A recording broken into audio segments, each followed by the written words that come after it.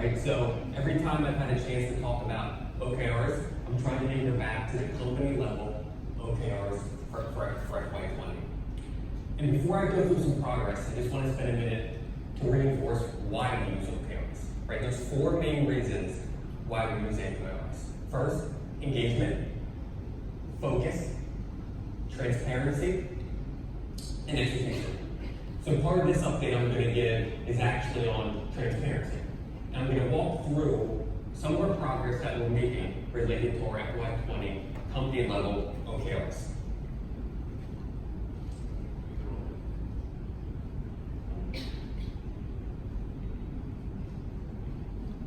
Sorry, definitely the wrong direction.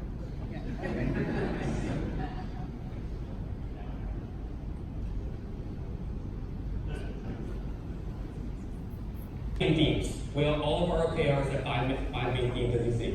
Simplicity is number one. New customers, number two. Existing customers, number three. Leveraging our ecosystem and partners, number four. And Volt engagement, number five. Okay, so where are we at? Number one, simplify processes. Two items I'll talk about here. One is partner NPS. So for the first time ever, we did a baseline partner NPS study during fiscal Q1. 97% of our partners said they would recommend Tom. There's a lot of feedback that came out of that during the last few weeks, which then we will create action plans on to help improve all the related scores related to that.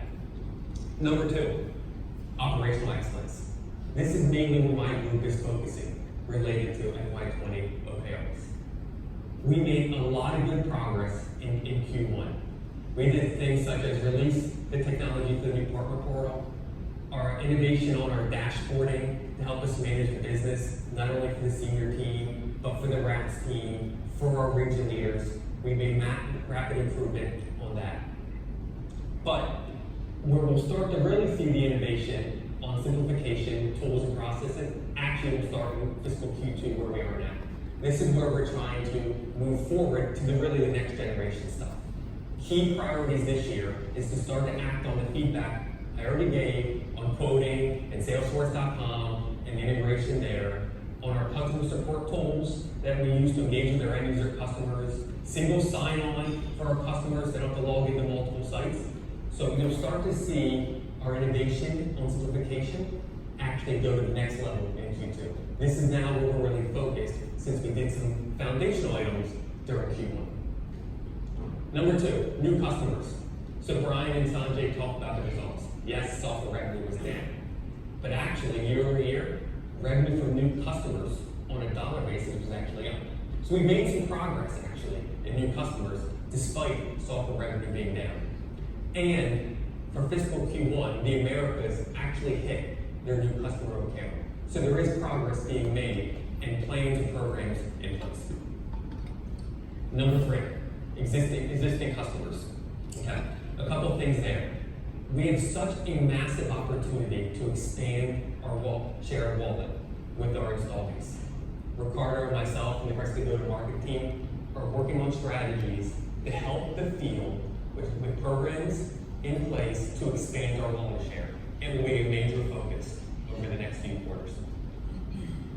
The other item I'll talk about on the existing customer base is the appliance. So a couple of things there. The team has worked very hard during Q1 to identify the issues and is committed to improving the customer experience for the appliance this quarter. The go-to-market team was confident enough in the progress made. We actually announced the spin to try and accelerate demand for the appliance through the field teams. So we're making excellent progress there as well. Ecosystem and products. 2 points of progress on that. Number one, everybody heard about Project Turin. It will come to life this quarter. So we're hitting our objective on Project Turin during fiscal Q2. And the new partner program, which in a few minutes Carmen will give us an update on related to that. So good progress there as well on ecosystem and products. The last one, Volt engagement. So Sanjay mentioned the Pulse survey.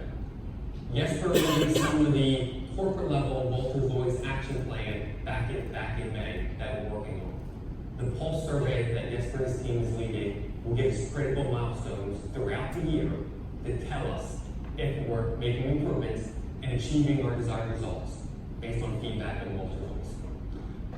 Over 500 people participated in that pulse survey just a few weeks ago. 2 points I want to mention that came out of there on feedback that relate to the OKR process.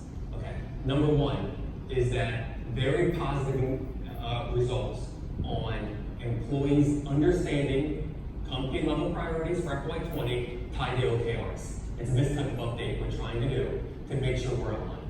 That's the positive. One of the areas of improvement that was noted, and the results were actually quite disappointing, was our employees' feedback from the pulse survey that individuals understand the objectives, priorities, and OKRs for their individual organizations. So we have a little bit of a breakdown. Positive feedback on the company level needs improvement on the individual board level.